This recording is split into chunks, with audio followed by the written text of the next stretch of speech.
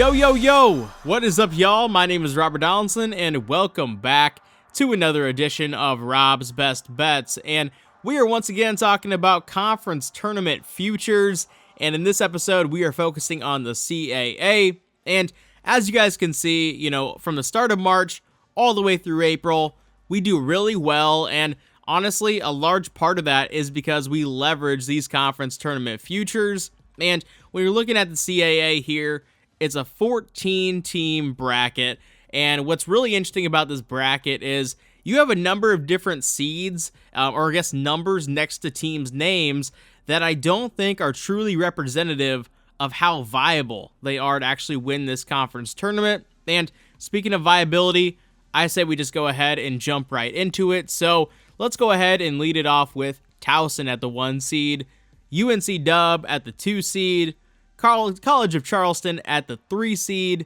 William & Mary, this is kind of a fringe one because I think they're banged up. I don't think they're necessarily playing the best basketball in the world right now either, but I do like their draw because I think they can beat Campbell, Delaware, or Stony Brook, and they have that double bye. So I do think just inherently they have a shot, but I don't really like this team in terms of their actual prospects.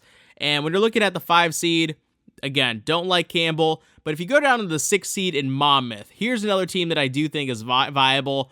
They are playing some of the best ball in this conference ever since the start of February, and I like teams when they're peaking at the right time, and coming out of that 11-14 matchup, I think they have a favorable matchup, whether it is Hofstra or NC-A&T, and the next team that I would say is the next viable team is going to be the 7 seed in Northeastern.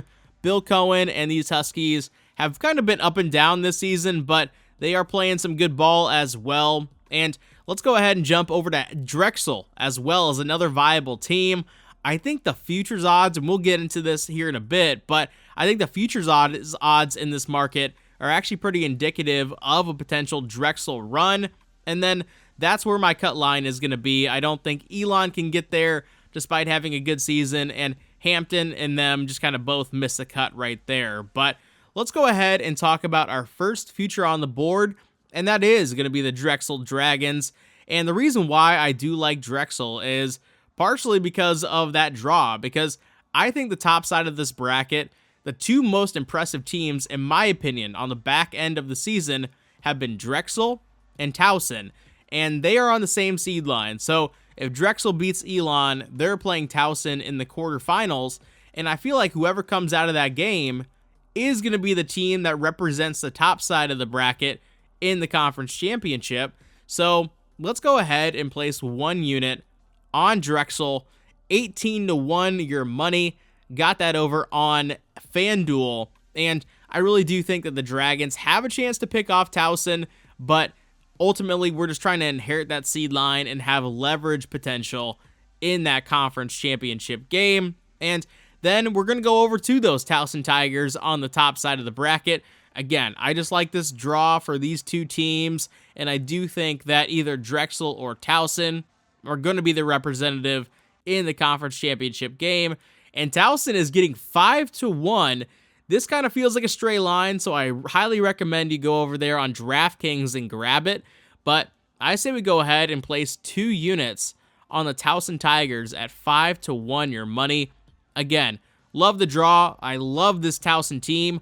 I love Pat Scarry, and the way that he has talked this season in, interviews and post-game pressers, they are really gearing up for this conference tournament because of some really heartbreaking exits over the years. And that's actually where we're going to end our future stakes in the CAA. Listen, I think that Northeastern, Wilmington, Charleston, even Monmouth are some very interesting stabs at that bottom side of the bracket, but the fact that all of those teams are lumped up with one another, it almost kind of makes it a crapshoot in my mind. And UNC Wilmington's odds are extremely juiced. College of Charleston 3-1 just doesn't really intrigue me. The one that would potentially intrigue me is that Monmouth line, because I do think that Monmouth can beat Charleston, and I do think whoever comes out of that 7-10 matchup with Northeastern and Hampton can potentially spring an upset against UNC Dub. I think it's unlikely, And for that reason, you know, a Monmouth track would potentially be, you know, Charleston and UNC Wilmington.